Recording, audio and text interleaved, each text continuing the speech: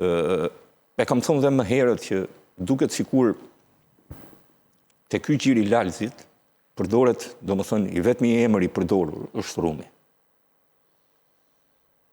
Mirë po aty është bërë një batërdi e madhe, që gjithë kanë tjetërsuar prona.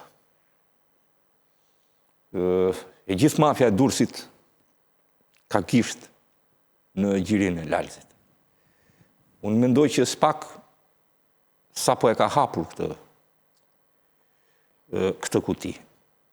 Mendoj që në Skaj dhe në Kroçap ndodhen prova të tjera të cilat do t'i shohim që do të kenë zhvillime shumë të rëndësishme për sa i përket lidhjeve krimi organizuar politik.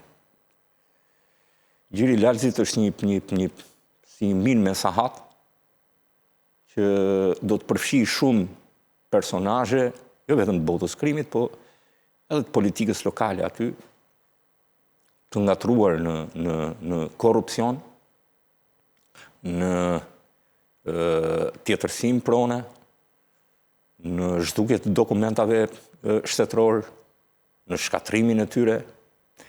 Janë vepra të cilat duken sikur janë të rënda, po dhe këto dënohen lehtë. Është pak e imagjinueshme që ti mund të tjetërsosh me qindra mijëra metra katror dhe dënimi është jo më shumë se 2 vite burg. Rastin konkret, Aleksandër Lauz, që ti thua, është një ndër njerëzit. Jo një ndër, po si me ta thonë, po ta bëja tortën e madhe, ky do ishte në fund. Çfarë në kupton ti me këtë? Sa sipërfaqe ka tjetërsuar? Sa dim neve?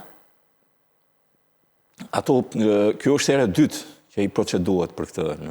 Ai ka tjetërsuar atë që është tokë shtetërore, po